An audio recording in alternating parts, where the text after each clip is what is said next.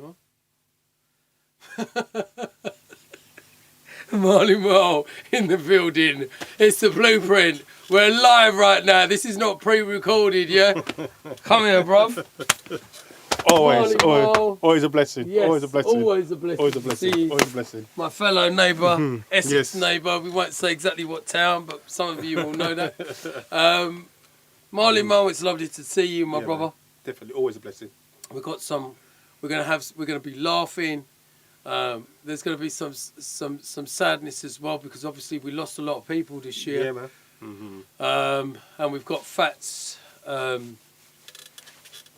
A celebration of Fat's life coming up on the 16th of December at Fabric. So I want to talk about that. Yeah. But first of all, I want to talk about your achievements. Yes. You've been a pinnacle of jungle drum and bass from day one. I wanted to take you back, and obviously it's going to be a little bit difficult because obviously Fats, and he was part of where you started. So I want to go back to where I didn't even meet you yet, and you was at the Underground. Correct, the Underground Records. You are an East London boy. Yeah, born and bred. And you come from those ends, Leytonstone, Leyton. Forest Gate. E7. There you go. Forest Gate. Forest Gate. Straight like that. The home of also Randall. Fats. The home of the Underground. The home of a lot of amazing Cool and Flex. And obviously Fats was working in the shop as well. Yeah, There's definitely. a plaque there. Well, before that, he was doing distribution, wasn't he? He used to distribute. He used to come and bring some records in and distribute. And that's how the whole thing came. Right. You know what I mean? We all knew each other from independently out on from being in this community. So what was your distribution company was he I working? can't remember now what his distribution was now. I think it wasn't ST Hole. I can't remember, wasn't it? I can't remember. So that means I must have met him then. You would have met. Yeah, you would have. But I maybe never made the connection. You never made the connection, probably. Because Cleveland met him. Cleveland told me a story where he met Frats years ago in different type of dance with different music, and then when they reconnected, he goes, "Oh, but you was that guy that," and they connected about that way. Yeah. Yeah, it was quite weird. I mean, how these things just kind of like Yeah. play themselves out. That's a story that Cleveland told me. Welcome everybody. If you're on Facebook, if you're on Twitch, if you're on YouTube, apparently we are now on Insta, on all the social platforms. So we give thanks. Our platform Thames Delta. I'm happy to be here. It's the Blueprint, baby. Yes. Award-winning show, bringing you some of the legends of the scene, and also some of the hottest new acts as well as we flip the script. So, so taking it back to the Underground. Let's go back. Obviously, Redan from that area as well. He ran Plaistow. He's from Plaistow. Okay, but he was part of that crew. No, he used to come in. He wasn't working for the Underground, but he was still one of the DJs that used to be around. Used to be. He supplied a lot of music. He brought a lot of his music from the Underground, but we still called him part of the family. Do you know what I mean?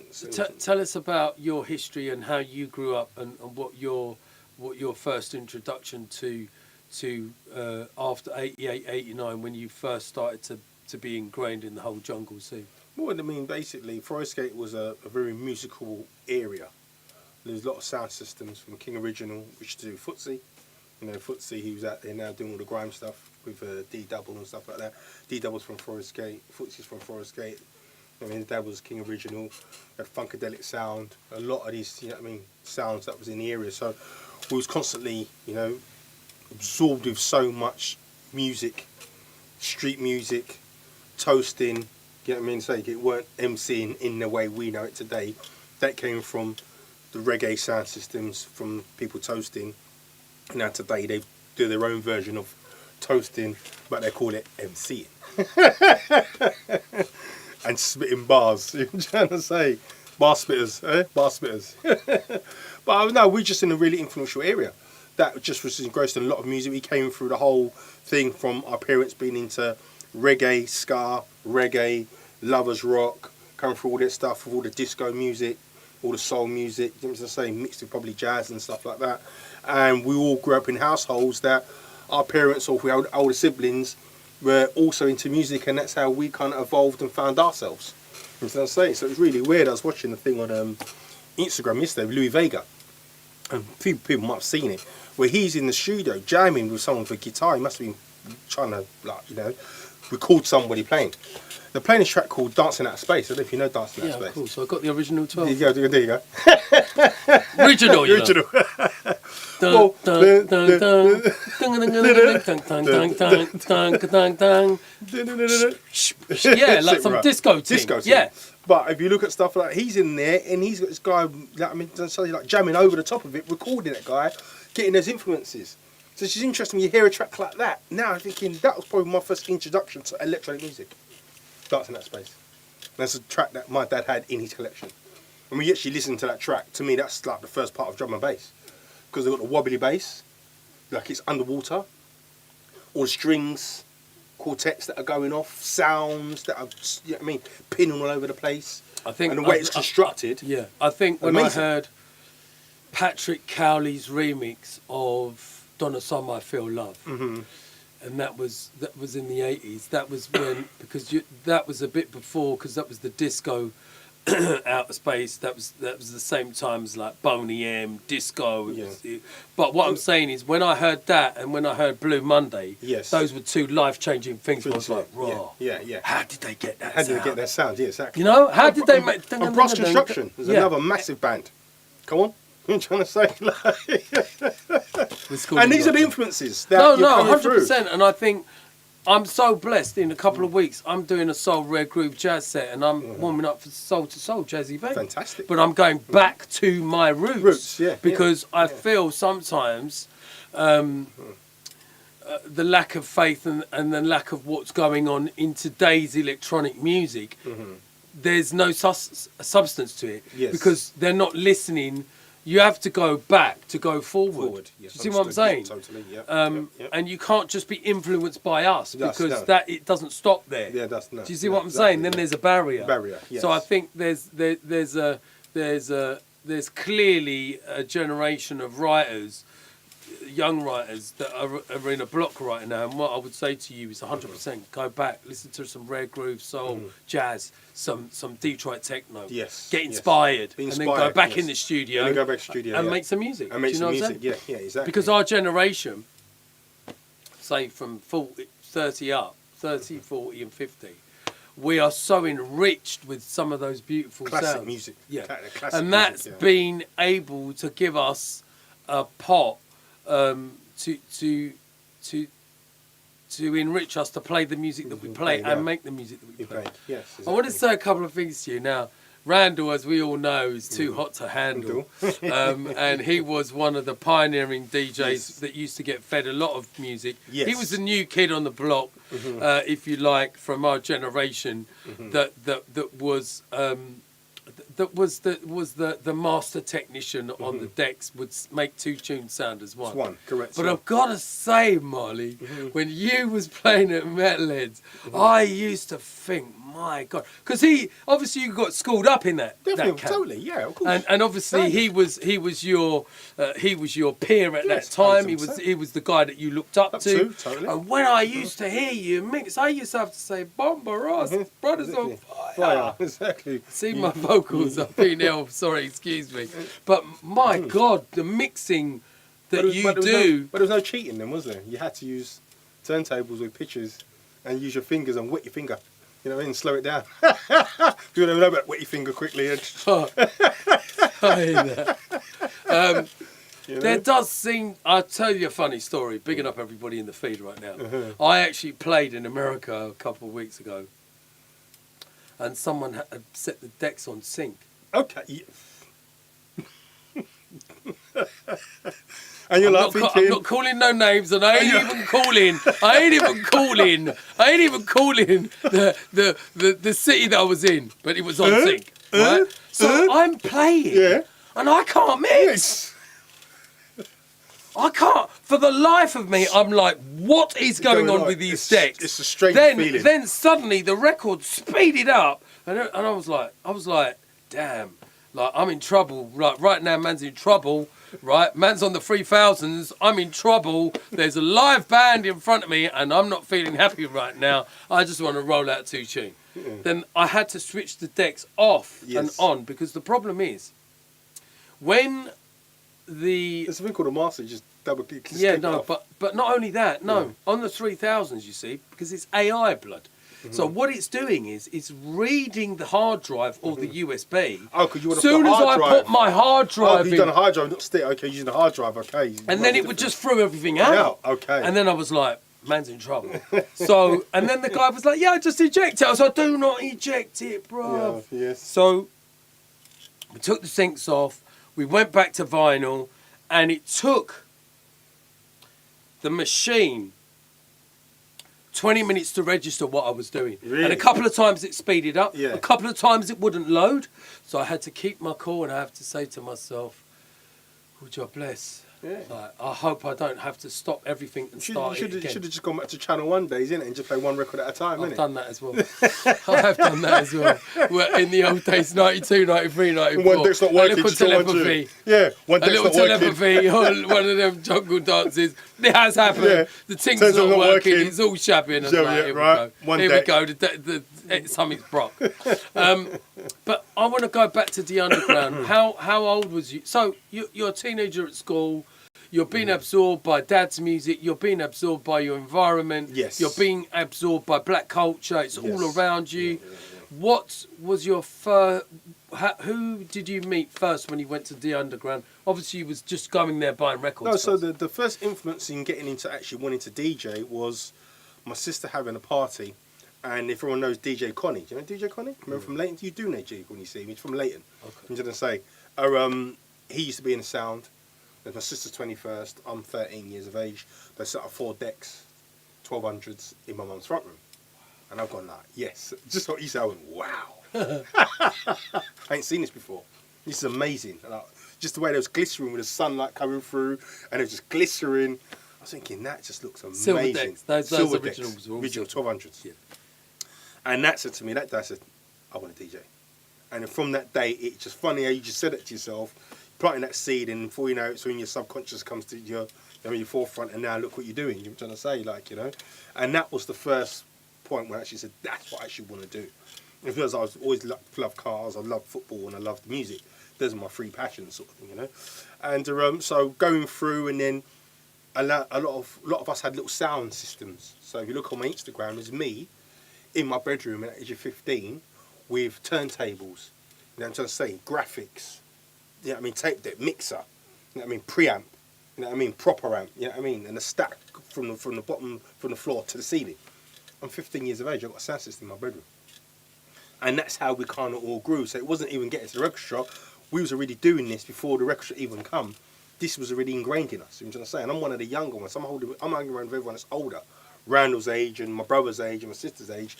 So I've always been the baby in that era. Do you know what I'm saying?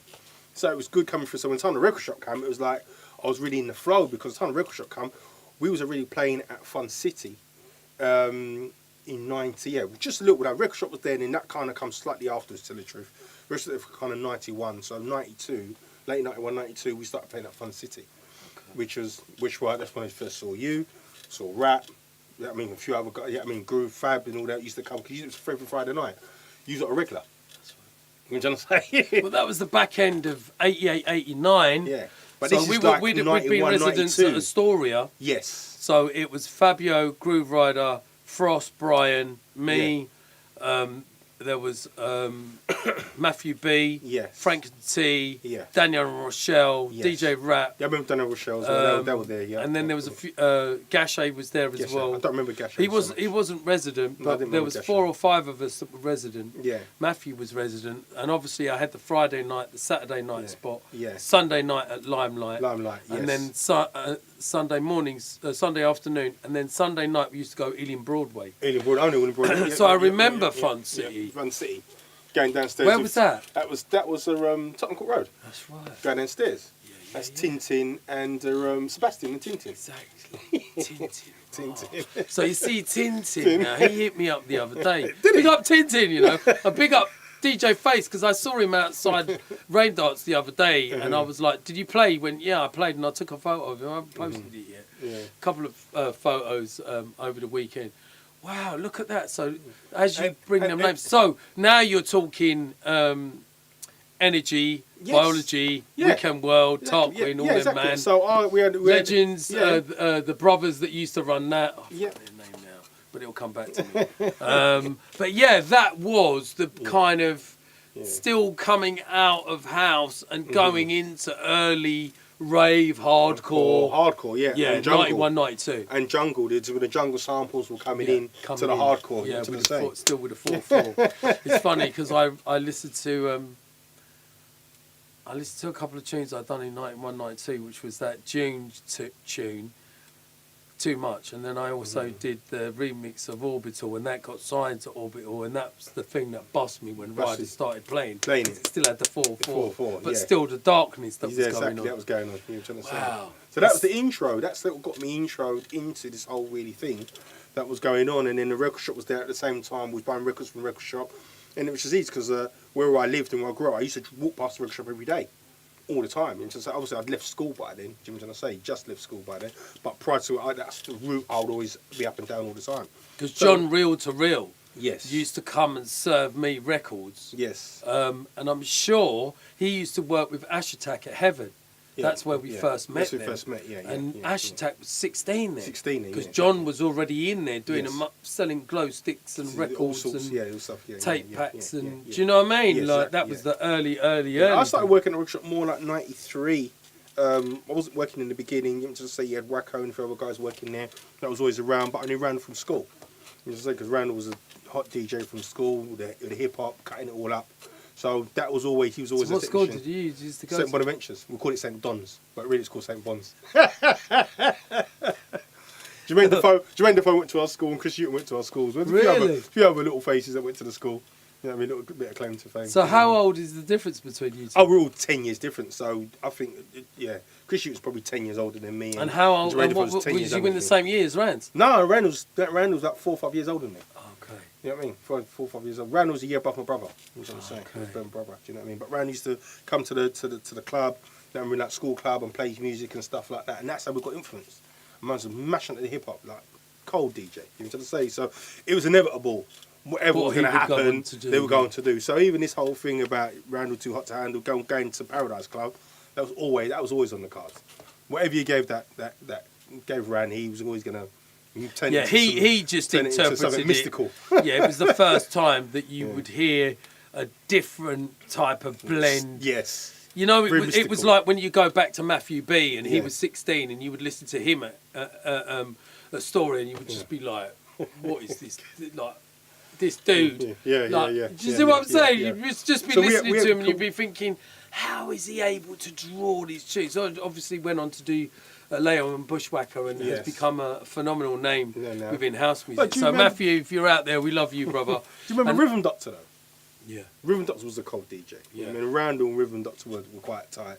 I remember going to the store, listening to Rhythm Doctor, thinking the way he used to put tunes together Yeah. was amazing. He was another very great DJ. Do you know what I'm saying? Yeah. That helps to influence the era because he lived in the era as well. Do you know what I'm saying? Okay. So when you got these iconic people that you're walking down the street, you see them walking down the street, it's like, wow, look at this. You know what I mean? That's my Rhythm man, Doctor. yeah. And Yeah. and it gave you that inspiration No, to 100%. do more. Do you know what I'm saying? I did the same thing with Dave Lee, Yeah. who would go on to do those tunes like Raven Maze, and he looked after Republic Records, and Yes. I used to go around his house and he used to sort me out There you vinyl. go. There you go. And also Yeah. another guy called Buster Brooker, they used to give me the promos, and Yes, Dave yeah. Malone. So Yeah, I yeah. was getting fed stuff So, yeah. before I should have even had it. Had Do you it, see what I'm yes, saying? exactly. And they look at me and go, yeah, take this little thing, and I'd be going, oh Wow. my God. Like, you know, like, you're going to miss me when I'm gone. Yeah, when I yeah. heard that on a promo, I was like, wow, man's got Yeah. the tune. Exactly. Do you see what I'm Yeah, saying? exactly, And then yeah. early days when I linked with Brian, that's Yeah. why me and Brian have always been tight, because record company wise, we were getting promos and feeding each other, and I yes. would just pull him into gigs that Yeah. I was doing, and Yeah. vice versa. And then Vice how versa. we would repay that, which he said in my book, lovely enough, was he gave me the residency at Bar Rumba. But remember, yes, it's nice. Yes, Talking exactly. about, I wanted to talk a little bit more about. Let's look at the time. Yeah, we're good. We're good. I don't care. We're taking our time. What? That suddenly jumped from 112 to 124. No, did that really do that? No. Hold on a minute. Hold on a minute. I need to know what time it is. Oh my God, it's 124. Oh, We're okay. moving. So, the 12. Oh, I don't know what that means. We're moving Anyway. and shaking. Huh? We're moving and shaking. We are moving and shaking. Mm-hmm. How did you meet? So, tell me how Randall was in the shop, Fats was in the shop, Cool Hand Flex was in the shop, John Real to Real was in the shop, and a few other people. Tell me about that time. How you all was laughing and joking and mixing. Yeah, it was. Well, I just think it was just it was like the new community centre. So now you've got a record shop that's turned up in the middle of our corner, and you've got the original guys that are from Forest Gate, or been in Forest Gate for a very long time, and now it's the next best thing that's come up now from arcade days and stand outside the chip shop, coming off your BMXs, just coming out of body popping and break dancing. This is now the next new thing now. You know what I'm trying to say? Rave. Now there's a record shop. You know what I'm saying? Oh, this is really great. You know what I'm saying? So now everyone's congregating. So it's like the new youth club. You know what I'm saying? So it's going to be all fun and games. But now you've got music involved, which everyone loves music. You know what I'm saying? And so from that, it was just jokes, fun, all day, every day.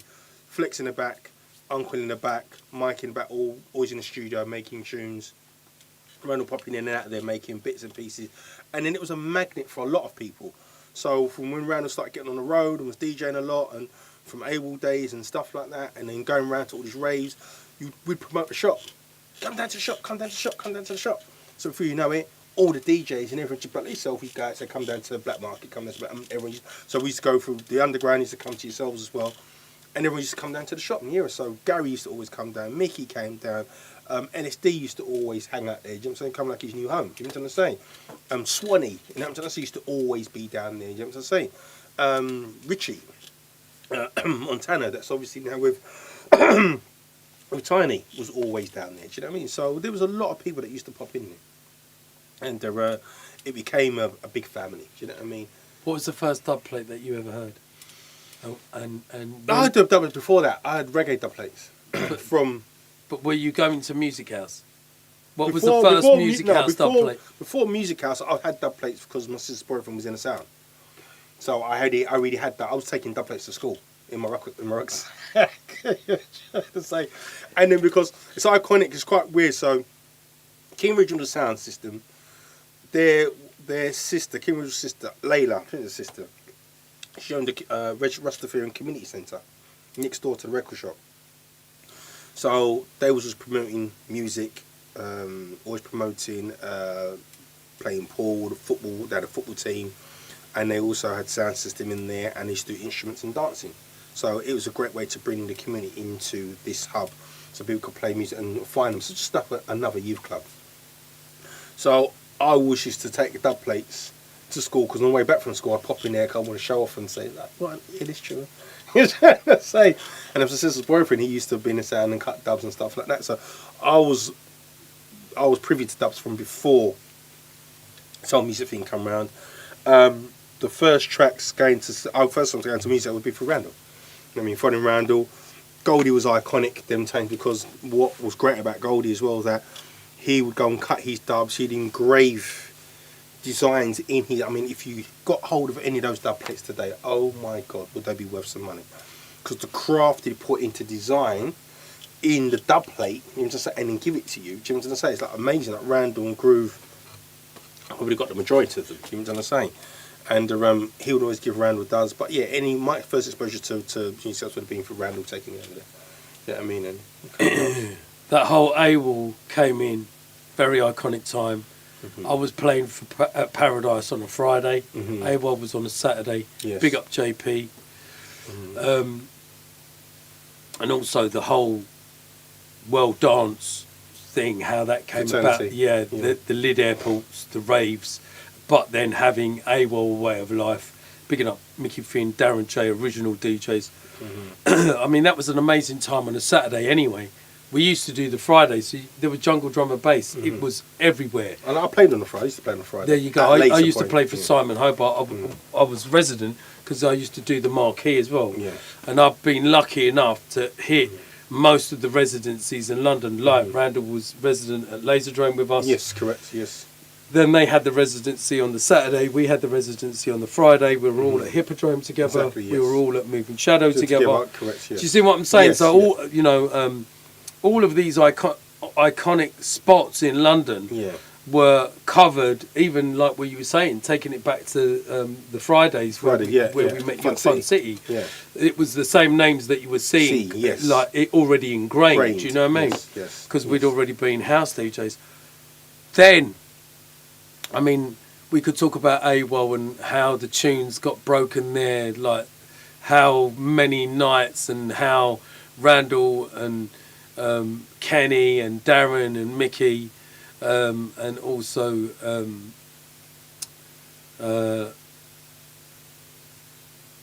Gachet became iconic household names, including GQ, and then Fearless and Prince. You know what I'm saying? Like that was just it set a different precedence in what was going on. And at the same time, just before that, we'd already made the connections to the North now. Yes. So the Kings and Queens of the North were already, like SS, and I was saying these DJs, like, there was a time Amnesia House, Carl Cox, Seduction, Fantasy, Top Buzz, Fab and Groove, Mickey Finn. These people were iconic. Iconic, yes. You know what I'm saying? Like they were so big. I remember, and Top Buzz. I remember Jason. Massive. Jason said to me, "Ray, what are you doing, blood? Like, get yourself up there." Yeah. I was too scared to leave. I was still doing Moshgate Lane for telepathy. Right. I remember one time I was falling asleep. Man, it was a bus up. I just heard some clack around my head. He's like, "Oi, Baldy, you're up next." Right, I played, and I was going on. Yeah. But these are the guys that you'd follow. You'd follow Randall for a set. You'd follow Groove Rider for a set. Yes, because you'd want to hear what are these men drawing? Where are they going to draw now? Yeah, what are they going to draw? What are they going to draw? Yeah, and it was Ryder who was obviously the like top dog, the king. Yes. But obviously Randall was snapping at his heels, was getting a lot of music. Yes, exactly. Hence the reinforced Goldie. I mean, there's one thing about Ryder. You knew when Groove was in the dance because that plate, them dub plate, how they used to just come out from underneath the decks and they're just all laid out. He just brought so many dub plates. It's just amazing. You know what I'm saying? I know. Everyone just would think, "Oh no, I'll bring like one box of dub plate, one box of vinyl." Ryder's probably got like 3-4 boxes. Metropolis, Music House, like black plate. Then he started to go black. Everything was double black. It's like, hang on a minute, this tea's got no label on it. What is this thing? And he just look at you as if to say, Because you remember, he's running with Intercrew, innit? It's just the Interlock, you know what I'm trying to say? Which is Flux and Face and all them guys there. And they're all carrying the boxes, bro. You know what I mean? That's right of his amount of dub plates that he had. I had the strong box for a couple of years, the coffee box. Groove looked like he always had more dub plates than anybody else. I think he did. I think he even had more dub plates than Brian G. And Brian G is the godfather of dub plates. Like, even now when I listen to him, I'm like, mate, you just got too much tune. Like, you're coming like CNC Music Factory. You just got the whole thing. You know what I mean?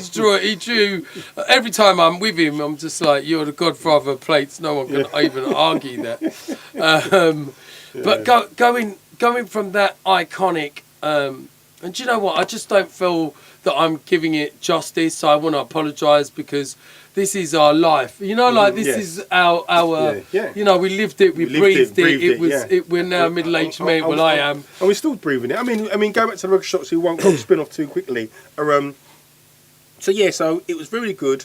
In a record shop, people playing music, people slapping walls when the tune. So the bass line was licking wood.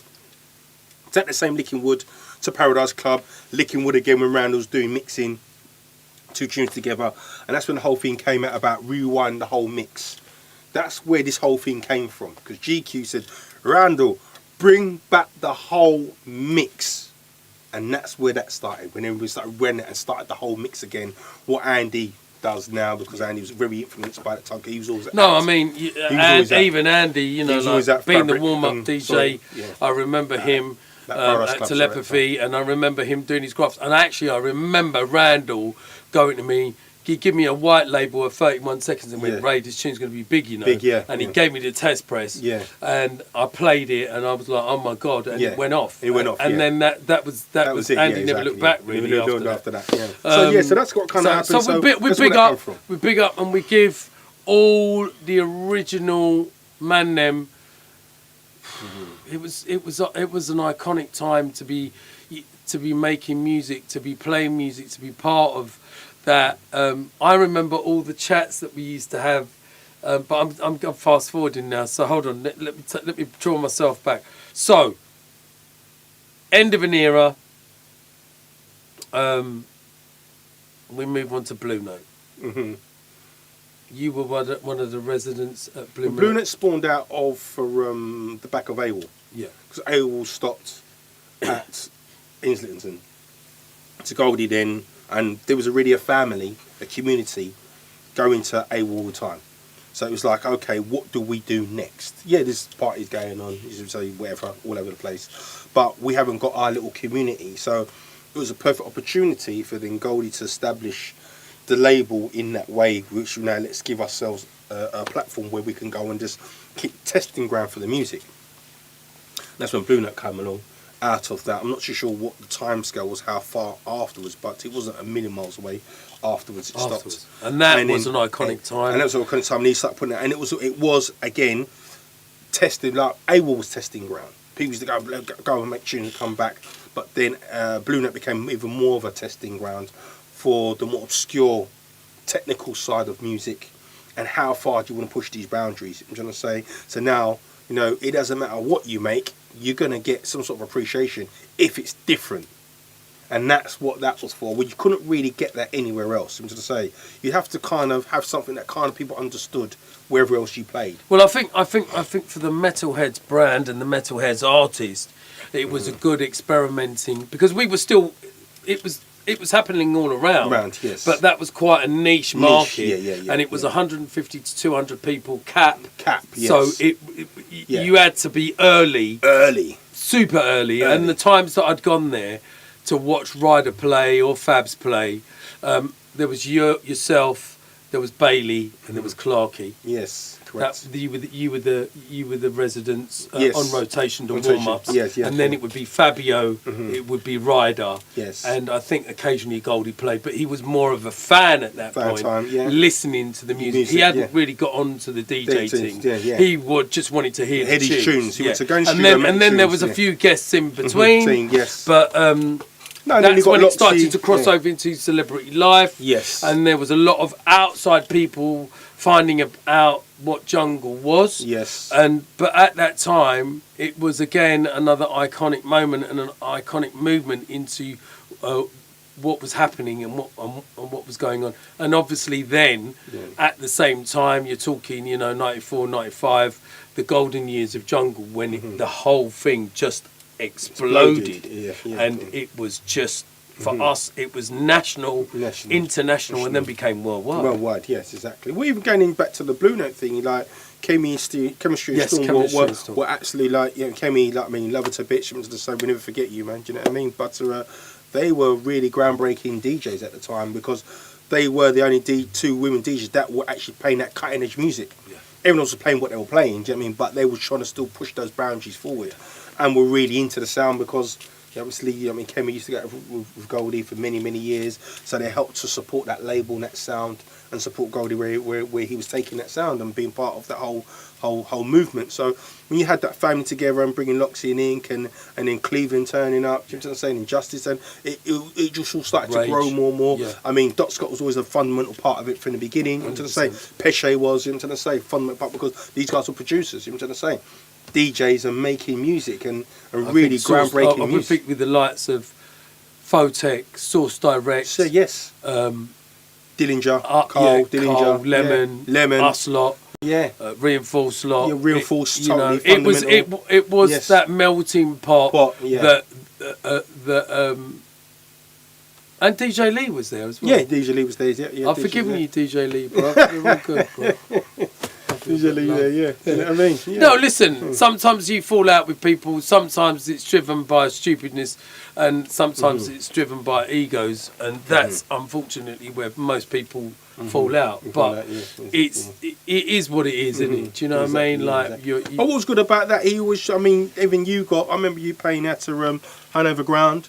So Metalers was always trying to branch out to give people... I never played at Blue Note. They did book me a couple of times. And I played at Jazz Cafe. Jazz Cafe. And it was listen, to have that on my CV, I'm not a Metalers DJ, but to have that, like, I played a couple of times. Exactly. You know, we give thanks for the acknowledgement, because that's what it was. Because that's what they've done. I mean, they bought, obviously, you don't to say, like, Frost played, you don't to say, Brian played. You say, then they brought a few people in, I mean, as they went and they could, where they found the right time, I think it was fitting. So, as it became more and bigger and more events was going on, there was obviously trying to bring more people into the fold. And there's probably other DJs that we haven't mentioned. Sorry, do you know what I'm going to say? But have played and supported. No, 100%. You're not going to be able to mention everybody, all the DJs all the time. I wanted to. Sorry, I'm having to check my phone because I just want to make sure where we are time-wise. Blimey, it's at 12:40 already. Marl, there's some other things I wanted to ask you about. So. You've always kept... So after that time, obviously, life takes over, family takes over. You take a step back from DJing, but you don't take a step back from the music because would you believe it that this dude here, right, is responsible and has the footage for my first live band, which is me and Nookie. And Blade Runner. And Blade Runner on keys. He looks very, very young. He's very young. But what I'm saying could be a blackmail video. TikTok. No, but what I'm saying is, you know, you inspired me because you said to me, Ray, you need to do this, and that was at the Village Underground. Yes. Yeah. And Metalheads had already done some iconic things there. Hospital had done some iconic things there, and. Wow! Underground, not Village, Underground Village. Underground Village. And what's happening? Just before Old Street. Just before Old Street, John Bass Arena was doing an event in there as well. So we was working together with John Bass Arena. So whatever, I think we was all trying to do like every couple of months, and I think they might have been doing a week. I can't remember, but we was working with them at the time. So every time they done an event, we'd always do our event like the week after, so we could try and promote off the back. And they came and have done some filming. So we got John Bass Arena on the thing called, we used to call it Best of the Best. And it was trying to, again, find that same thing what AWOL had, what Blue Note had, another smaller thing that, you know, like probably what Bar Rumba. You're trying to still find a small niche, a regular event where everyone I remember you doing the Best of the Best. Yeah, and Best of the quite Best. a few of them. Yeah, and we're trying to, and we tried to do it properly, which would film, camera people. Chef was involved in Chef that was as well. involved as that as well. He was heavily involved. Big up Chef, you know, because he's quite an unsung hero. He's done a lot for the community. He's done a lot. I brought him through, and these are the channels that brought him through for people to give him the platform. Like, brought him onto Call FM. Because he used to do teaching with Fats. Let's go back to that. And he brought Fats into the teaching thing. Because obviously the music scene is very up and down. Yes, exactly. And it was nice for Fats and him to have a hub where they could teach during the day and then they could work at night. So it was all music related. All music related. He was just saying, Fats done a lot bringing back to the kids, giving back to the kids all the time. But bringing Chef through was more to do with, I was doing Call FM. And then I gave him one of my show, him and Bud gave him my show, so it gave them another platform. You know what I mean? And then doing the parties, again, gave him another platform. And after that, he started working with Gary as well, MC Recordings, because now you've got this relationship going on. You know what I mean? You kind of incubated yourself now, do you know what I mean? So now you can find your own way. And that's what it is now, do you know what I say? So we was always trying to do that best of the best to incubate a lot of people together, bring people together. And we try to do as much as we can, but as you know that, if you can't at least get it to break even, wasn't us trying to ever make any money. All we wanted to do was just get the thing to break even and let everyone just love what we're doing. A bit like what Ryder was doing on Kingston High Road, you know what I'm saying? At Herbal. You know, just a very similar situation. Not a money and thing. He brought us all in. And like we were playing there. I was a resident there. Do you know what I'm saying? So it's, again, you know, and I think Bookham said it, when we were writing our book, he was like, Ray, we have an underlining relationship that I don't think it's ever...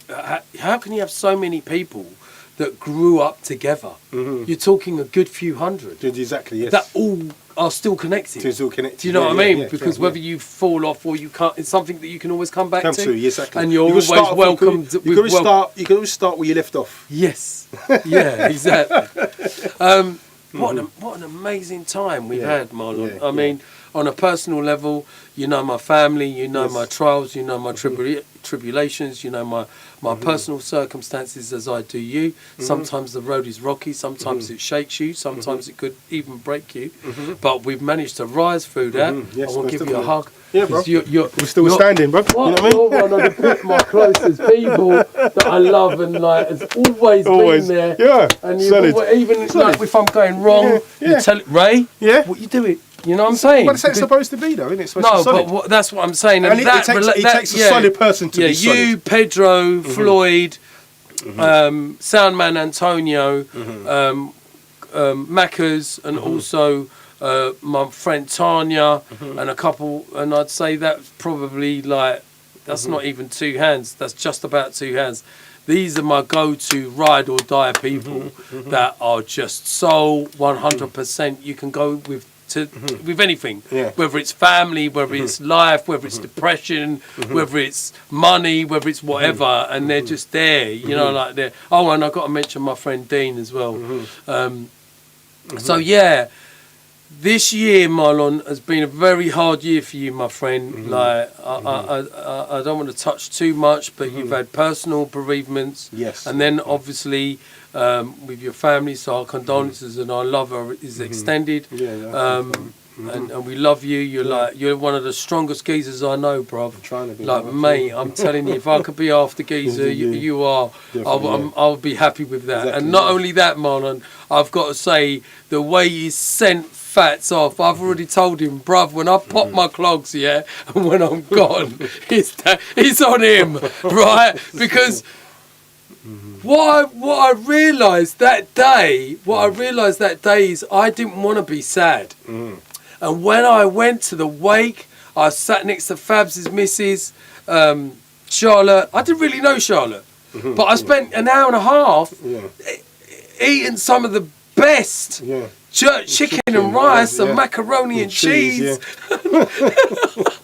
I was like, it felt like a day out, bro. He was like, Ray. He was catered for. And I was like, wow. Fats was catered for. The family's catered for. Everyone that came and supported. Bro, if I listen, it was all taken care of. I don't think that he could, and I know Fats like to complain and like to tell you about your Ross. He wouldn't have. I'm telling you now, blood. There's nothing. He couldn't even fault that. There's only one time I took him to. I took him to the Indian restaurant and he sat down and he ate that food and he looked at me and went, boy, Ray, the food's good, you know. And you can see that face as well. You know, he put his knife and he put his fork down and he, the food's good, you know. I looked at him and we started laughing and we actually had the food and it was authentic Asian food. So I can only imagine. It was like that from record shop. We used to count the record shop and walk down the high street for Woodgrange Road. You can imagine these big guys walking down the street, getting into the cafe, Fats bowling into the cafe, cussing everybody, cussing the man behind the food. But it was just what we was about. It was just lovely, but food was always involved. But that's the other thing. Food was always involved. I needed to say, and I need to introduce and bring up the Don, the legend, DJ Hype. That time when Players was at Fabric, and that was before because we originally, when Sarah was there, we were resident before all those nights were happening. Because Groove Connection got in there. It was the first big London club to come in with the residency, and we were there in the early days. And I had a good 5-10 years of being at Fabric on and off, and obviously it changes, you know, it evolves. But then Hype was there for a good 10-15 years. Home to Fats every Friday. Yeah, it was all resident. I was a resident from the beginning. Which was unbelievable. Brocky. Yes. Brocky was there, I think. Brocky was there. Brocky played. You know what I'm saying? Brocky played as well. But, you know, and Pascal was there. So at that time, again, it was it was an amazing time. And then all the times that we used to come out there and stand we used to go to the bagel shop in Brick Lane, and then we all used to congregate sometimes outside Fabric, and we used to be there till like Yeah. I don't know, 4, 5, 6, yeah, 7 yeah, o'clock in the yeah, morning. yeah. Even though we played, Yeah. we would just be hanging and Hanging back, talking and talking, banging the world to rights. What an amazing time! I mean, we've had a good run, Really bro. good, amazing run. We actually really, you should really check it and pre the situation. It's been an amazing thing. I've said this previously before. It's kept a lot of people out of trouble. It kept a lot of people focused. Yeah. And it's fed a lot of people, and it's looked after a lot of people's families. Yeah. Not everyone, but a good majority. You know what I'm saying? Well, people been able to make a living and a life, and out of this situation. You know what I'm saying? And something that you love doing. Yeah. You know what I mean? Which is music. You know what I'm trying to say? It's therapy, whatever way you want to look at it. I mean, music is therapy if you want to take it in the right way. So it doesn't have to be the horrible thing that, oh, well, I'm not got no bookings or I'm not working.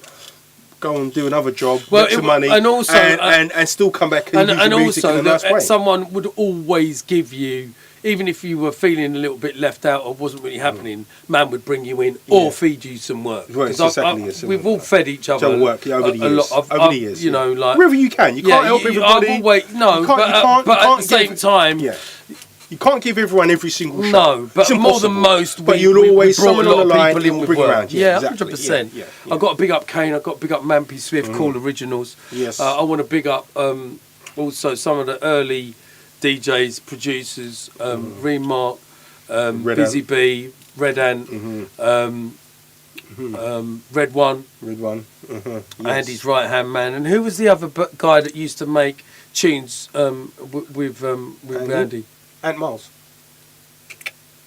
Don't forget Ant Marls. I got a couple of things from him the other day, but he was a genius. You know, when you used to hear those drums and like the engineering when they used to come on RAM, and you used to just think, mate, that's some next level. Next level, yeah. And you used to be like, what? Yeah. And all of those times there, we all had a hand in pushing that sound forward, whether it was time stretching or whether it was adding our flavours to what was going on. What an incredible time! What an incredible! I don't want to like. I want to just touch on it. What did Fats mean to you, and like being in the shop, a bigger than life character? You were tight with him when he had his illnesses.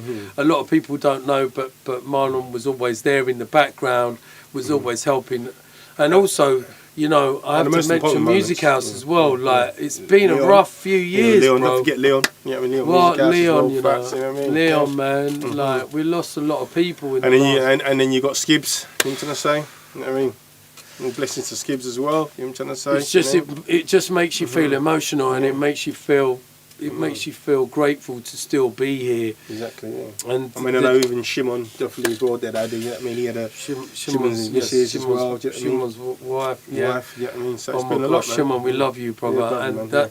those and Tenafly, you know, like we've lost a lot of people. Yeah. But just if you not rounding it up, but just explain to us what that. Facts is that the facts I listened to before. It's like that level of security. You know what I mean? You know when you've got certain people in your life, it just makes you feel calm and relaxed and cool because, again, your go-tos. You know what I'm saying? If you've got a problem, you've got an issue. I mean, Fats back in the day was just, I mean, a madman. If you ever had a problem, you say, Fats got a problem, where we going? So Fats was like the secure, made everyone feel comfortable. No one was never going to come and touch you, trouble you, take liberty with you. Nothing like that was going to happen. You know what I'm saying? Like, if you're in it, you're in it for a team. So when you grow up in Forest Gate in the area, you had a lot of people like that. The older ones had that about them. They're going to protect their people around them. You know what I'm saying? So Fats was definitely gave you that feeling of protection and confidence. Was absolutely charismatic and absolutely one of the funniest guys you'll ever meet. You know what I'm saying? Because everything was just jokes. So it was just always a warm feeling. I mean, Fats Bigger than life character. Bigger than life character. And he just tell you how it is. Just tell you how it is. And if we tell you, you still laugh. If we tell you that, you have to laugh. But he just gave you an insulation, warm feeling. You know what I mean? He's just a great guy, and you just can't replace people like this. You know what I mean? You've been around in the background, even not necessarily always playing music, but you're always doing the radio. You're always feeding us tunes. as long as I've known you. You've been in the studio doing a lot of production, signing some commercial bands, some commercial acts, working with your own engineers, studio in your house, or subbing out to different people. Yeah, the music hasn't always been in drum and bass. No. I mean, I've had other companies you've come back to that it, worked with majors and stuff like that, which a lot of people don't know about, I'm trying to say, because I've just kept it both separate, I'm trying to say. And always feeding me stuff. What does this sound like? Coming to my studio. So, you know, the art of doing what you're doing, you got a couple of bangers. I'm trying to... You got a couple of bangers I haven't got. He's all playing with the tune. Well, I made this 2 years ago. I ain't even played it out. I said I need to bring my USB in here. I said before we come up here yesterday on the phone, I said, Marl, is there tunes that Fabio and Groove have got that I haven't got? And then he tried to spin it on me back in the car. Yeah, but you're holding tunes from me. As you've been holding tunes for me for a minute, you know what I'm saying? So now I've got my own back when I start like that. You know, the worst way about it, I've just got a stick and I'm thinking, where's my tunes? I can't even find them. Well, we're in for a real treat because we wanted to have Marl play some tunes. Listen, you are gonna enjoy this set. I'm not playing. I'm gonna do it. Huh? No, I'm not playing no tunes. You're gonna play. Oh, shut up about me playing those tunes. I'm not doing anything apart from touching the mic and making a cup of tea, bro. Oh dear. But what I wanted to say was, as an all-rounder, and even as a geezer, mate, I was just like, you're incredible. Like, if I was to look at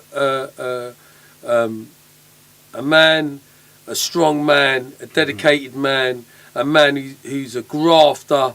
You're always working. Whenever I phone you, like your work, you know, your daytime job, the way you help people, what I've seen you go through, it's almost in the ideal words of Mickey Finn. I'd be saying like man's bionic. Do you know what I mean? Like you've pulled some incredible strength, brother. Fats would be so like filled with joy, as would Leon, because you have really taken care of people around who it's affected really hard, as well as yourself. Do you know what I'm saying? I've always tried to support people. I always see people going through certain struggles, and if I can be a solid cornerstone at that moment for someone, then that's the how role. Fats was to you. Yeah, that's the role I always seem to go to straight away. Yeah. Right. Okay, right, this is all going on. Who's going to be the strength here? And not necessarily even be proactive doing anything, just being strength, which is if a question, if your arts have the right answer, if something needs to get done, get it done. You know what I'm saying? Just making sure things just end up just running smoothly, regardless. So if I'm around and something's going on, I'm always going to try and make sure that it runs as smooth as it possibly can without any hindrance to anybody else. You know what I'm saying? That's kind of one of my fortes, you know. I've tried to make sure deliver at the highest level at all times if I can. You know what I mean? And I'll always try to do that regardless. Yeah, you are an incredible human being. I just wanted to say that live on camera so it's out there in the universe. This geezer is just like, mate, he's just nothing but just love. Do you know what I mean? We don't always see each other, but we talk, we live around the corner from each other. And it's been amazing, man. Yeah, it's always just try and live by example. Yeah, lead by example, I mean, live by example, lead by example. You need good people in your corner, and you are good. You are good people, brother. Exactly. Do you know what I'm saying? Like, that love right there. Always. I want to pick up Pedro. I want to pick up Nookie. I want to pick up. Don't forget Mo as well. Fats is, other half. She's been through. Mo and Helen as well. His brief, and Orla, very close friends as well, who have pulled together and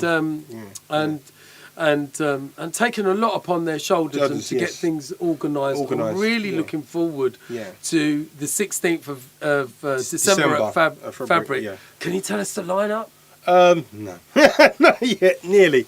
Put it this way, everyone that needs to be, someone will be there. You know what I'm saying? You won't be disappointed. Trust me. Do you know what I'm saying? You know, you've probably been, I mean, if you went to V at the weekend, or you went to Drum Shed the week before that, there's a few eventually you will see some of these guys that were at these places that are there. The main guys, the guys are there. You know it's going to Fats. Just think about Fats and you think about, you know what? His friends and his people. He you know it's going to be decent. Yeah. Because he doesn't do anything by us. You understand? And the whole thing about anything we do with anybody, I think you should always try and replicate someone that reflects that person's character and who they are, and their level of disciplines. You understand what I'm saying? I mean, So he's not gonna pull in short straws. If he's gonna do, you're trying to take on this situation. You're trying to think like him. You understand? So what would he do in this situation, and how would he want to deliver this? I mean, and you, you're trying to replicate that Yeah. as close as you possibly can, with not fully knowing, but observe from the outside, and then trying to project that and think, okay, well, I think he would want it like this. Yeah. And in that way, there, whoever's involved, who isn't involved, come and support, because you can't involve everybody. Yeah. One point I wanted to make with this situation is that we didn't want to get to a situation where everyone just turned up, everyone plays 2 tunes, and then they go home. No, that's not his style. No. You do sets, you maybe back-to-backs with your MCs, and you play a set. You play some music. That way you can't get everyone involved. It's impossible. Do you know what I'm saying? But you try and get the Well, you key need to players. tell a story, and it needs Yeah. to be. It Yes. can't just be. Yeah. Yeah. I don't think those 2-3 records work anymore. You can't come in 2-3. It's like, well, we never Darren, experienced it before, and I guess we've been one thrown DJ, into that. Yeah. Darren DJ told me something. He travelled all the way from Leeds, come all the way to London to represent someone's night, and literally drove all the way from Leeds, played 3 records, and drove all the way back. That is just, to my, I find that disrespectful.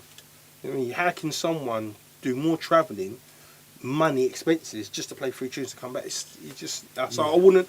So people are travelling from places. So first of all, you need to respect that. So I wouldn't expect someone to come down, maybe spend an hour and a half on a train or in a car, and then fuel, and then get to play 2 tunes, just because somebody else wants to play. Come on, it's not how you do it. Respect. Well, the craft. it's just, and no one should feel bad if they're not playing. Yes. I missed Skipper's party because I was abroad. Yes. And I was gutted, but I had to work, and there was a few of us. I think Navigator missed the thing as well. Yeah. The memorials. And that's what tribute happens. night. That's Yeah, what happens. but It I was happens, there in spirit. I messaged Rough Stuff, was like, blood, play a tune for me, bro. Yeah, exactly. Yeah. You know what I mean? Talking about tunes and talking about Fats, I don't want to digress, but Fats was like Caliber, New Kids, L-Sides, like so many different producers that he worked with. And he's, break, but always at the top. And he used to tune into the show every week, exactly, he was phone He me used to on the phone, yeah. and listen to the tunes and love it. And we'd have a banter on the phone. But he was a music man. Yes. He was just, his voice was his instrument. Yes. And he was just unbelievable. Yeah, unbelievable. Yeah, definitely. That Because- talent that he had. But you got to think of. We've tried to describe it. He's coming from reggae, soul, pop, hip hop, rare groove, classic. He's got all these fused lovers rock. Mainly, you can hear that twang in the way his voice is. The lovers rock era, and he's used all of those different styles of music and found a way to just create that one instrument, as you say, and deliver what he delivers. Well, from which Peace, makes him unique. Peace, Love and Unity to drop it down, that Yes. shows you two Yeah. ghetto, Yeah. like, and then Styles, and then smooth like chocolate. Yes. You know what I'm saying? Smooth like caramel. So you know the Barry White was in there as well. Barry White was in there. Yeah, exactly. You know what I mean? And he would have been laughing about that. But that's what I'm saying. Yeah. You had one raw ghetto man tune, and then you had the finesse of the finest of the finest. You know what I'm saying? Yeah, exactly. And that's great. That shows talent, doesn't it? And that's what he used to say to me. He's like, Ray, I just do what I do. Do you know to what me, I mean? I think he was probably one of the hardest working recording MCs. Yeah. If not the hardest working recording MC. Even when he'd had his setbacks, he was still recording in his yard. He had his computer, he had his little setup, and he'd be happy doing Still what happy, he was doing. And remember, there's still a lot of new music still to come from him. Yes. This is not going to stop. Yeah. This could be his going album done really well. He's got an album coming. Okay. Yeah, man, he's still got an album to come. Okay, because he had one album out already. Yeah, but he's still got another album to come. Okay. There's still more music coming. There's still so much. Fantastic. So they haven't started to even really dig deep into the crates yet, but there will be more music to come from Fats for probably many years to come. We want to pick up everybody that's involved with the Blueprint right now. I want to pick up my platform, Thames Delta. Thank you very much for allowing us to do what we do. I've got, well, we won't talk about that now, but we've got next Thursday, I've got another guest, a young man who's coming on, who's causing some heat. Marl, I wanted to get you. Oh yeah, look, it's 2 minutes past 4, so we're going to get you on the decks. Let me just double check this. Marlon, who do you want to thank, brother, on your journey and where it's brought you today? I mean, I feel that 2024 is going to be a big year for you. I wanted to mention you've got a hand in Informal as well. You're helping them do some of the lineups. Yes. You're helping them curate something for the man them and keeping it bubbling. And it's that same thing again. It stems from the annual thing, the Barumba V. It's I'm trying to say, it's the best of the best. It's these little things that we'll keep trying. That's and Informal was there way before I was there, and he was doing his thing and booked everybody. Yeah, big up Ribs. Big up Rips, you know what I'm saying? Almatica that's involved, you know what I'm saying? And Mrs. Rips, you know what I'm saying? And but no, they're doing their thing, you know what I'm saying? And I think it's only right to try and support people when you know they've got the energy to want to do it the correct way. It'd just be nice for people just to support that because they're trying to do things the right way. You know, put money into production, do the sound checks.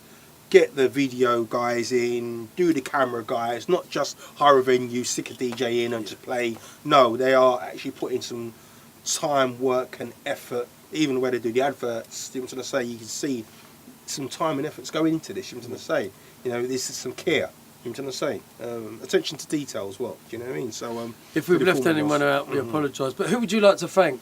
There's loads of people, you know what I'm trying to say? First, I mean, I'll go back to the beginning, you know what I'm trying to say? And I'll thank everyone that's kind of helped me on my journey. You know what I'm saying? Moving forward from the underground days, through everyone to AWOL, through the Metalheads lot, you know what I'm trying to say? Through Hype, you know what I'm trying to say? And all, you know, True Players lot, you know what I'm trying to say? And then loads of people I made music with from you know what I mean, being around Carl and Lemon, you know what I'm trying to say? Yourself, Goldie, Randall, you know what I'm trying to say? Red Ant, you know what I'm trying to say? Loads of people, too many names to mention really, do you know what I mean? But all the Cool FM lot that have done really well from having the shows over the years, and then before that, you know what I mean, Week and Rush. So you start to build all the way through this mountain of, you know what I'm trying to say, of musical experiences, you know what I'm trying to say? And then getting up to date stuff now. And I'm trying to say we're doing the stuff with Night Shift. You know what I'm saying? Big up Night Shift, Nicky Night Shift as well. Doing a lot of, yeah, I mean, engineering for me as well to just get these tunes to where I want to get tune's a banger, you know. Yeah, that. get these tunes where they go. So big up Nicky Night Shift, and he's got stuff and coming. You've got the right sound now, like. But it's nice to see you evolve. And you haven't rushed it, Marl, because I haven't rushed it at all. You know, like I know you've got a lot of tunes on lock, and you're keeping them. And rightly so, you're building up an arsenal and artillery of back catalogue so you can unleash it when you're ready. Thank you very much for looking after me and sort me out and big up. And like Groove Ride, I mean, when I done yeah, I mean, the cables from Groove was like the track wasn't finished. It was just like, Marlon, send it, let me test it for you. Do you know what I mean? And you know what I mean, Dillinger again as well, and Randall like yourself, like Marl, send. I want to test it because I need that feedback. You know what I mean? I'm still trying to find my area of my level. You know what I'm saying? Like everyone wants to build a tune to a certain level. I'm trying to find where I need to be at. You know what I'm saying? And I've got to commend all of you guys because you've all helped to support this journey with this music, taking it and giving me feedback, even when the tracks I'm not even where I'm happy with. Yeah. You're going back saying, "No, Marl, the vibe's good. Go back, just finish it off, do this, do that," and it's just giving that family support. Sometimes it takes 20 or 30 tracks to know where you are to pop that one off, and then you're like. Yeah, I've got the format now. Yeah. I just need to change the ingredients. Well, you got to bring up Justin and Guy Gilbert. Worked for me for many years. Still in the background, working with me now, which helped to build up Boy in the Basement. You know what I'm saying? Yes. UK, and helped to bring that whole label together, and that's all done. And so that's where stuff will be coming out on. So we'll have a watch out for Boy in the Basement. Listen, Marley Marl, you know, like we call it BITB for short. You know what I'm trying to say? BITB for short. Yeah, so. Living legends. You know what I mean? You've got certain criteria, stuff coming from certain criteria. Like probably stuff coming from Nicky Night Shift, time from myself, stuff from Justin and Guy, and it's about making sure the music is the quality control's there. That's the main thing. It's all about the quality control. I think it's all about quality control. You know what I mean? I want to thank everybody that's in the feed. I haven't even really looked at what was going on in the feed because I've been so it's like just interested in asking Marl so many questions. Marl, you're going to do a little mix for us now. So I'm not playing that tune. Oh, shut up. This case is I said send him a picture. I said send me a picture of you. Yeah, he's sending me some picture of him all tattooed up, right? Looking like a Samoa rugby warrior. I was looking at the picture, I was like, no, that can't be him. And then he sent me another one and went, yeah, use this one. He's just a joker like that. We're driving round Grace, it's like, yeah, I want a posh coffee, bruv. I was like, bruv, there's a cafe over there. He ended up having a cheese and tomato sandwich. He was like, there's no coffee in here. There's no coffee I'm drinking in here. So we're going to try and find probably a posh coffee shop. Listen, we're going to give you 15 minutes of pure class. This brother's on the next level for mixing. Do your thing, my brother. No problem at all. And, Always a blessing. Thank you so much for coming on the blueprint. Always, you know what I mean? And let me move these chairs out the way. Let's work it out. Yeah, just jump on, brother. Let's work it out. I don't even know what one of my tunes are, where they are. Just go in freestyle, I don't even know, bro. You know what I mean? Whose tune's this? Let's try this tune. Turn this air conditioning off because it's killing me right now. Let's try this, eh, for size. Yes. 1 2 1 2 1 2. Oh gosh, Marl in the building. You know, it's the blueprint. It's November. Can you believe it? We're coming to the end of the year. Oh gosh, you're in for a right treat for the next 50 minutes. Run, go tell your friend and your friend's friend. It's Marl in the building. You're gonna hear T tune right now. Picking up Thames Delta. Bring all the lights down. Turn the Big lights people's down. music. Here we go. And yo, down on the case, so the vibe right, make the place go. Dance floor to the stage floor. Fuck the flame when we flame throw. Run rolls with the bass blows. Alibi in the place. Spotlight, let it blaze on through the night. No lights until somebody turn the lights on. Bless her with the best test, flex with concepts, sketch steps to connect next sets to effects. Fire when the work's popping off like the fourth. Try and keep my light low. Let the lighter do the job. All crew get ready, do get ready. Do the drum and bass, but yet them dance like reggae. Facts right and wrong like we can't move dirty. Original from T14 never gonna turn you down. Holding on the chance to sound. I don't want you to frown. Spreading deep love all around. People down. No lights, turn the lights down low. Lighting engineer, yes, you're listening. No light, we don't want the lights flashing. Never gonna turn you down. Holding on the chance to sound. I don't want you to frown. Spreading deep love all around. People down. No lights, turn the lights down low. Lighting engineer, yes, you're listening. No light, we don't want the lights flashing.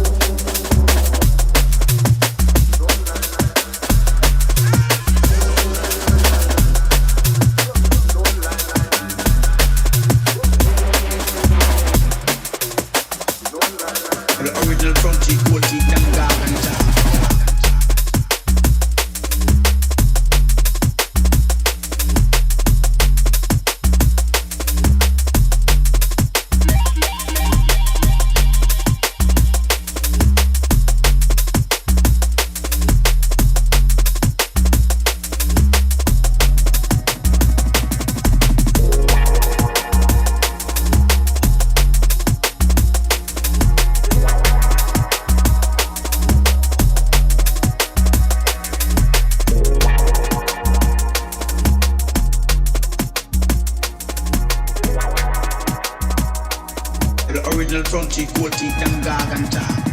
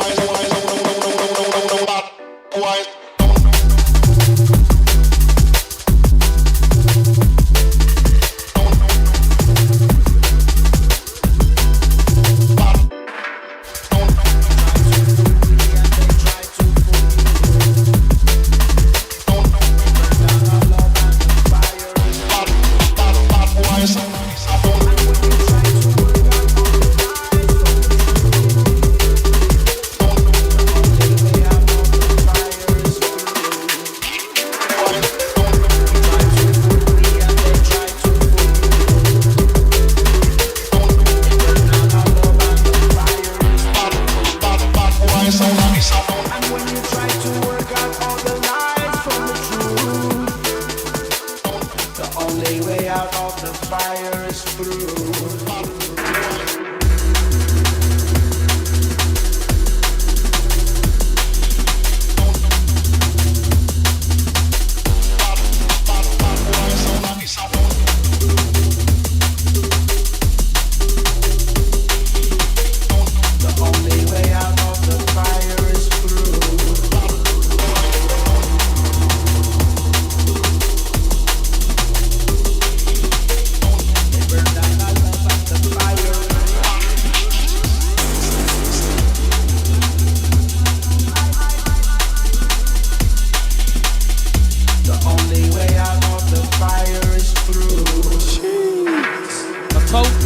Marl, you know, letting off 2 dub plate.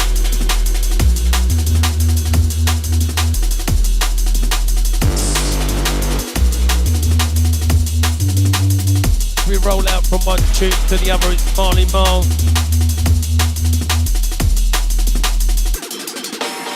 And when you try to work out all the lies,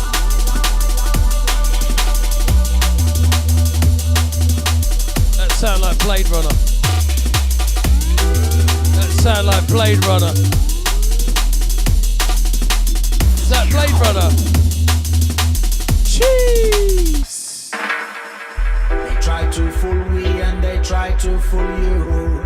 If you've just tuned in, it's the Blueprint, Marl. And the fire is proof. Letting off 2 dub And plate. when you try to work out all the lies from the truth, the only way out of the fire is through.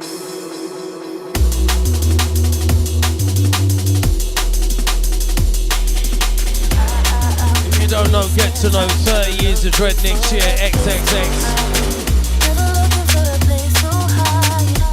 Here we go, incoming. It's X-Ray, here we go.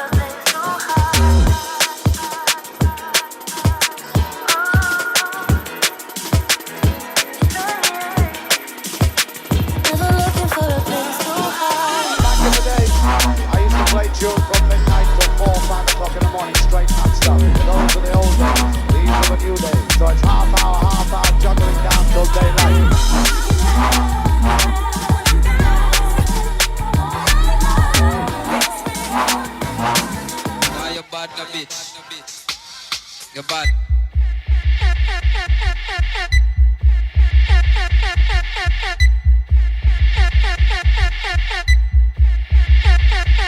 You're bad.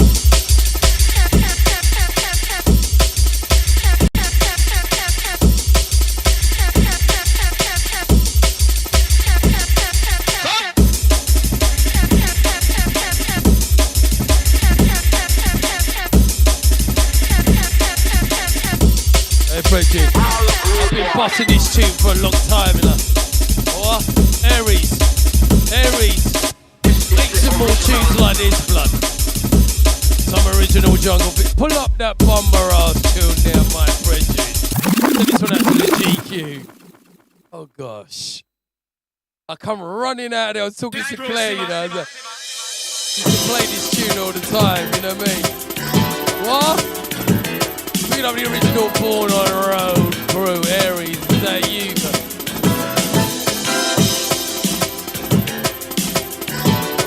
Only if you know. Listen, watch out for 30 years of dread next year. Back in the day, I used to play tunes from midnight till 4 or 5 o'clock in the morning, straight non-stop. Those are the old days. These are the new days. So it's half hour, juggling down till daylight. Picking up Father Rodigan, you know. Sir Father Rodigan. You're bad, no bitch. What? You're bad.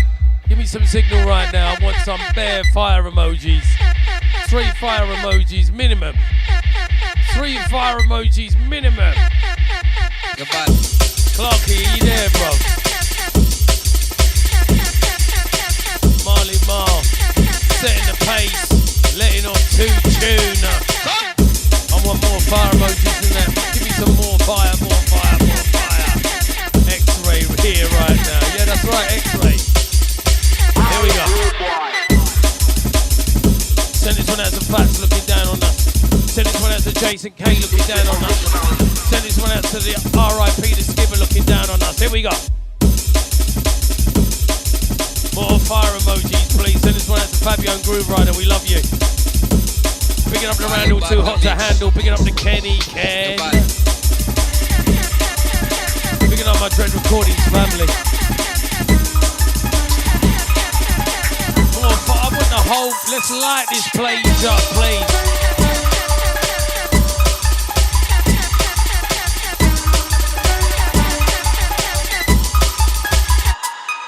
You're bad.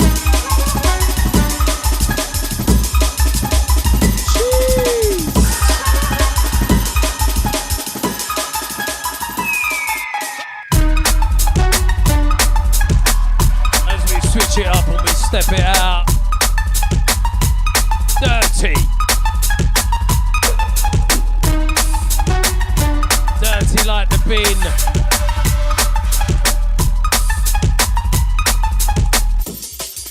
Oh gosh. As we mix and blend.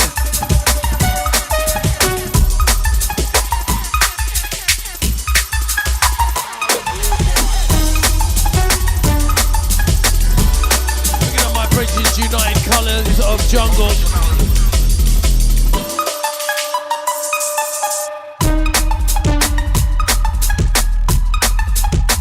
Can I get some more fire emojis? Let's light this place up. Come on. Got a half hour left. Man's rolling out right now. We've got Marl and X-Ray.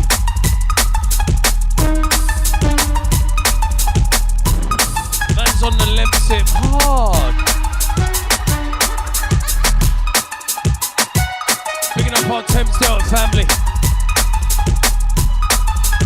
Oh, here we go.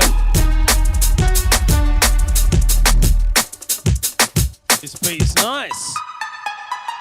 Can I get some signal, please? It's the blueprint. Marl, you know.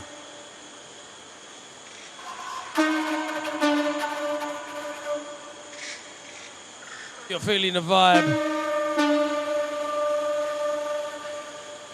As we go back and forward from way back when to right now, you know. Jeez. Marl shelling.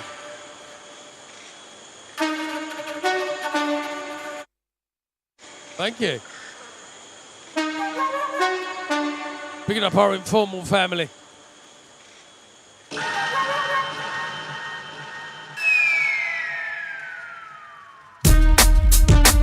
Send this one out to the I crew. Picking up the Darrison, we love you, brother. Picking up the original Daddy Moose. Picking up the Ragga Twins.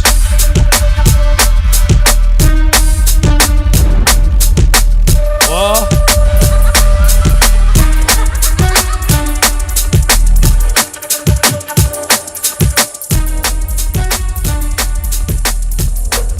Picking up the Heads crew.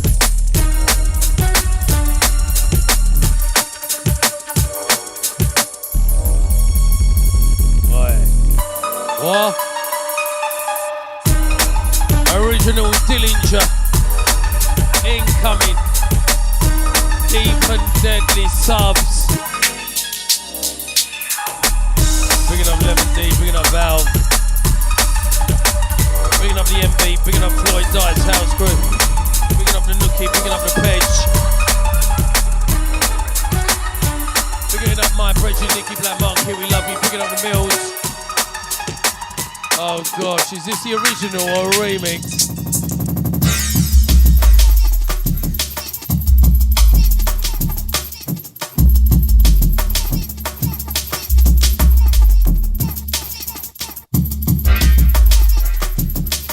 You know how much this tune means to us? You lot don't even know. Oh wait. Let it breathe, hold on.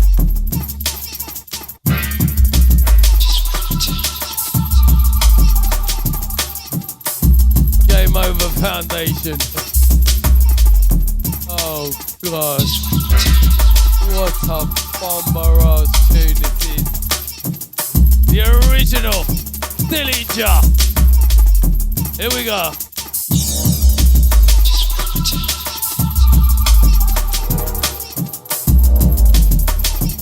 Oh my days. Beautiful. See what you do to look for 30 years of dread blood. This is you and me all day long. I want to send this one out to all the pioneers, all the originals. Without you, we wouldn't even be here today. Deep and deadly subs, you know.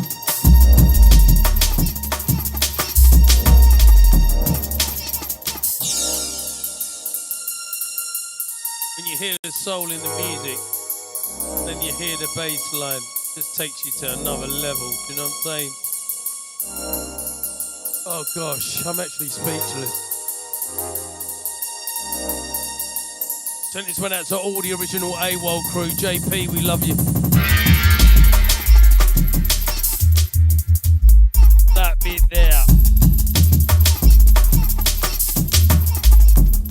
If I had locks, I'd be shaking them right now, trust me. What? Send it out to the fats. Love you, bro.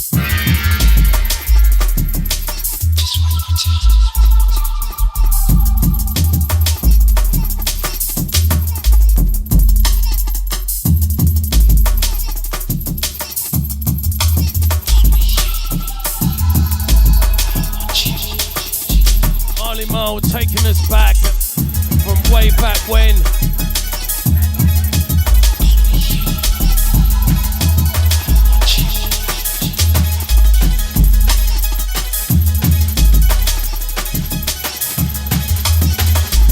Some history right there.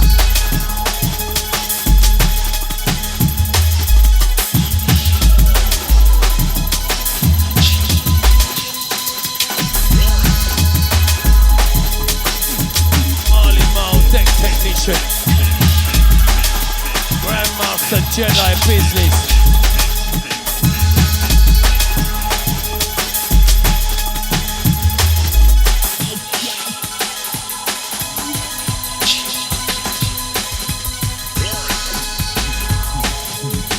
As we mix and blend.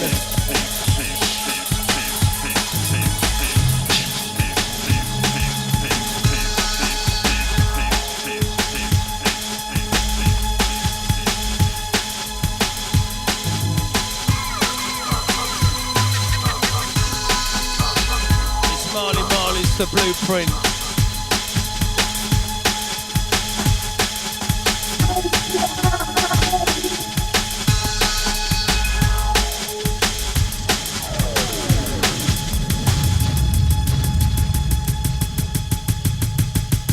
Here we go.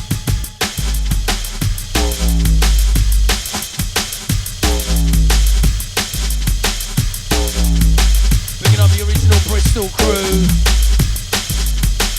Original Dope Dragon. Picking up the Ronnie Size. Picking up Crux, picking up Die. Deep Product. Oh gosh. Here we go.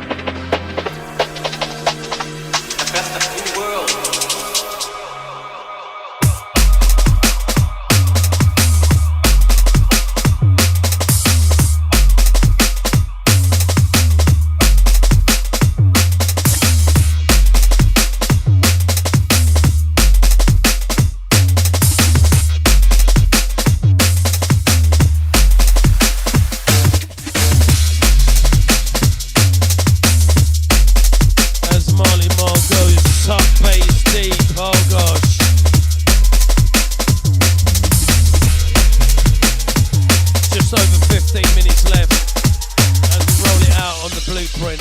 Marl, you know. Naughty set.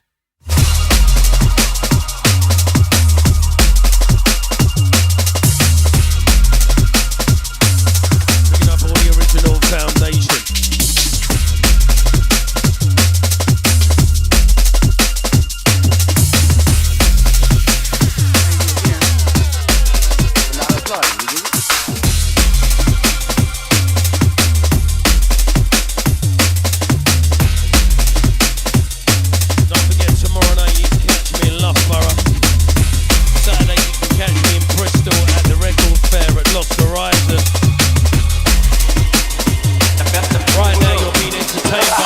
Marl, here we go.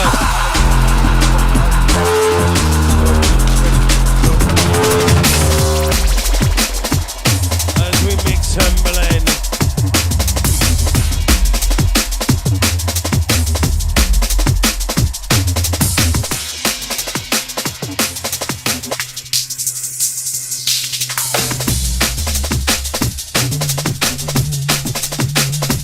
Oh gosh.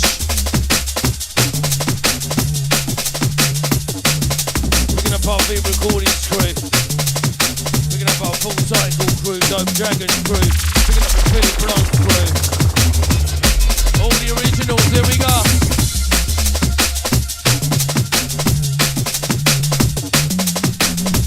Marl rolling out, you know. Watch out, boy, in the basement.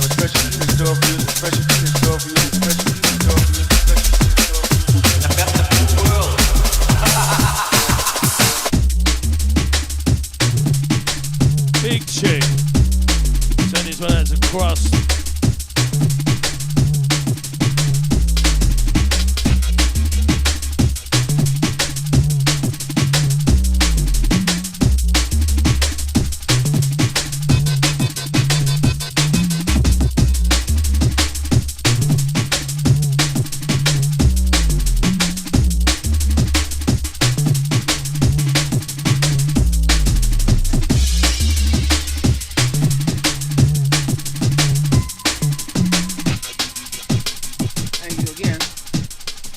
Not applauding, you dig it?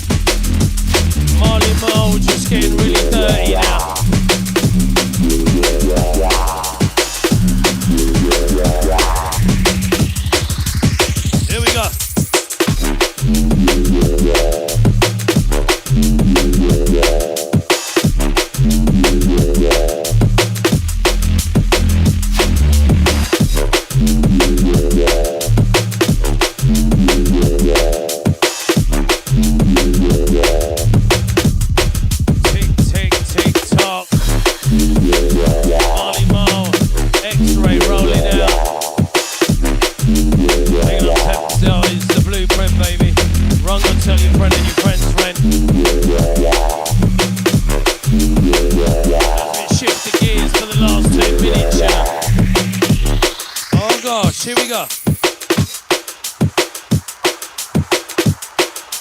Send this round to everybody in the feed right now.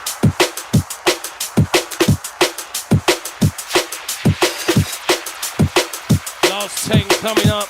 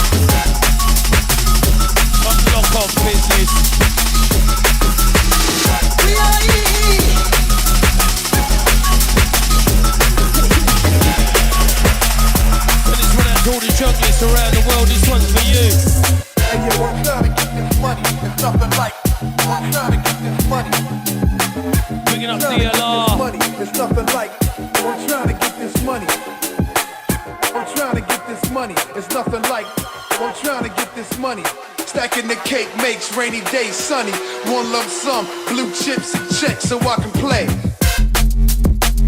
We're gonna have time for the sounds, Bristol, we love you. Just like that, you know. We're Picking up at TC1 dispatch crew. Picking up Kazra, critical. Picking up the gardener. Picking up my Bridget Fish. Here we go. Left to right, right to left.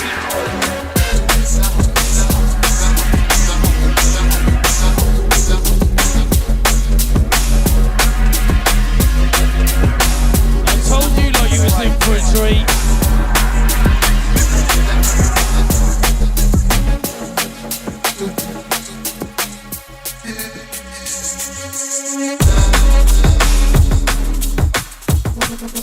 As we take it some low.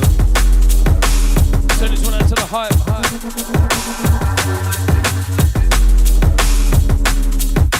Picking up Cleveland Walkers. Don't forget, please, the 16th of December, get yourself down to Fabric, sign up on the subscription.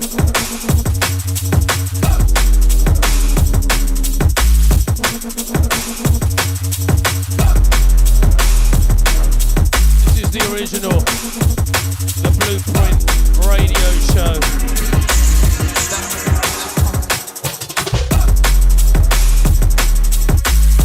As we roll out, T-minus 5 minutes remaining.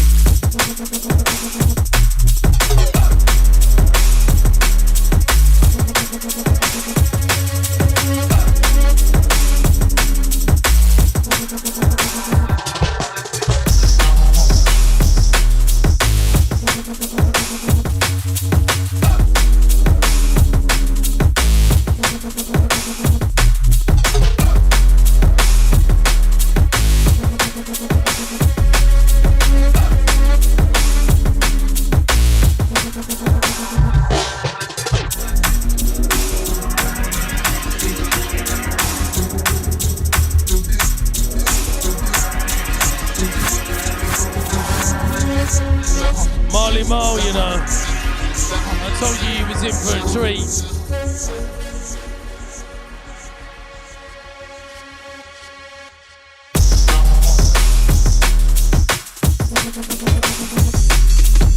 You know what, it's just nice to hear another DJ roll out, play banger after banger after banger after banger.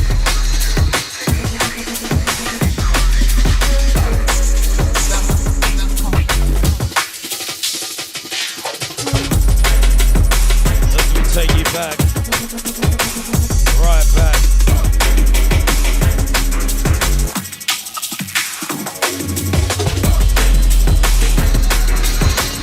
Check this science in the mix.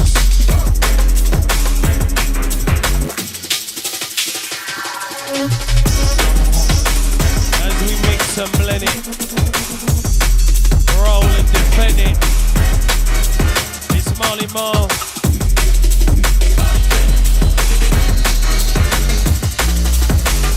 The Blueprint, baby. Picking up my 10 Dirt family. Here we go.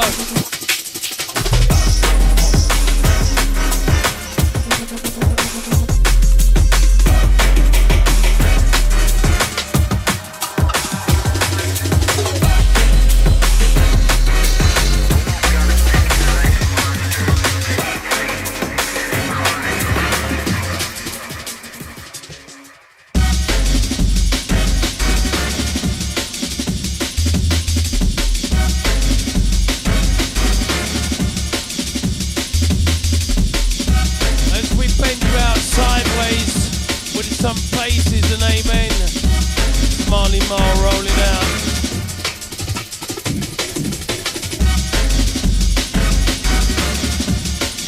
Marl, you know, I done told you, proper banging filthy set.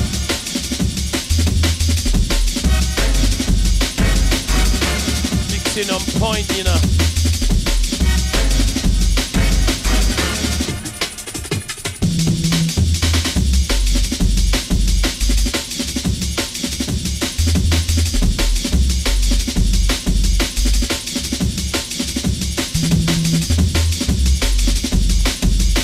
Thank you enough, people.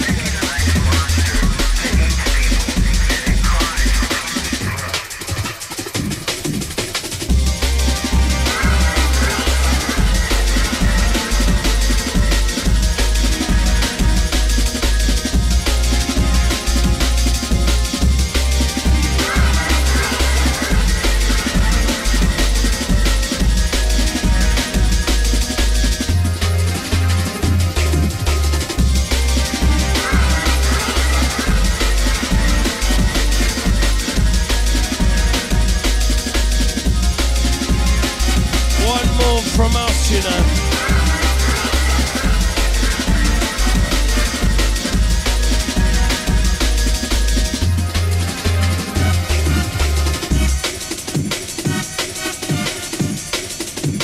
Don't forget the 16th of December, all roads lead to a celebration for Fats. Down at Fabric, make sure you sign up on the subscriptions. Every number counts, trust me. Whole heap of artists and DJs playing. I believe we start at 2 in the afternoon and finish at 10.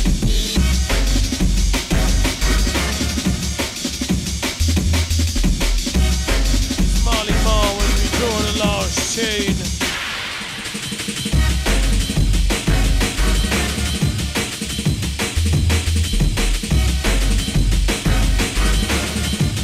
Someone give me an amen, please.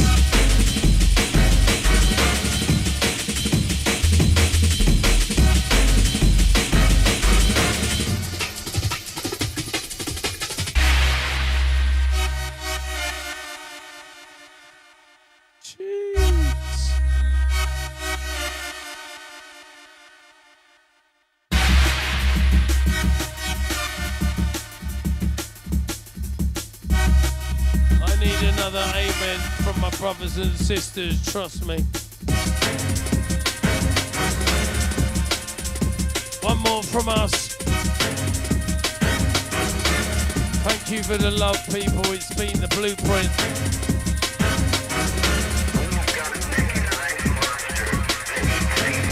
With Marley Marl.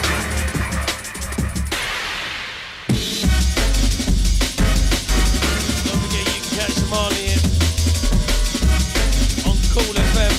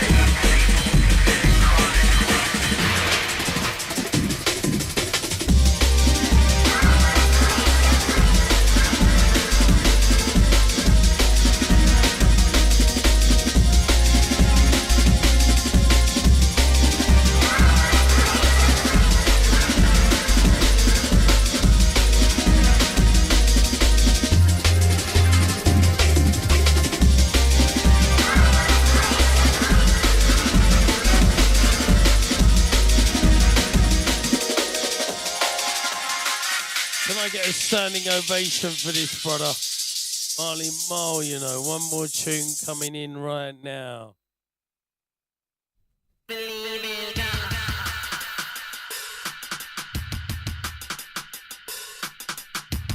Taking it back. Don't forget, 16th of December, all roads lead to Fabric. Celebrate Fats' life. Watch your socials for the disclosure of the full lineup. Trust me, it's going to be next level. Thank you very much, Marley Marl, for the last hour. That was sick, bruv. Bridging, you know. Peace, we're out of here. We're going to love you and leave you with this last one. Picking up Thames on my platform. It's the blueprint, baby. Can I get some fire emojis, please?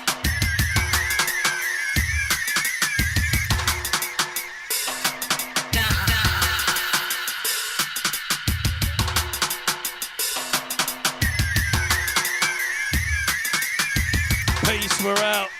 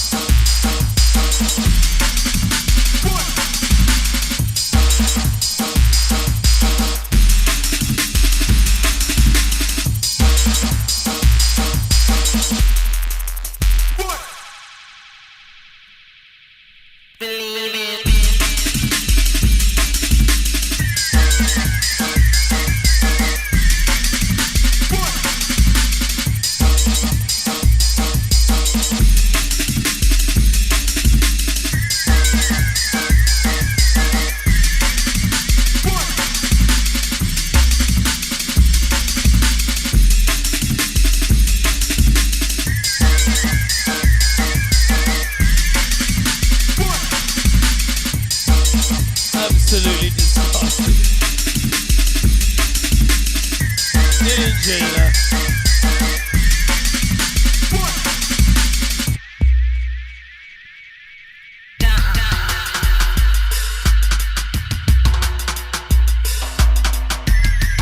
As we give thanks to the legendary Marley Marl for the last 2 hours. It's been an absolute pleasure. It's the blueprint, baby. As we've been going through the gears. Oh gosh, here we go. This tune ever come out? I don't think it did. I don't remember this tune, bro.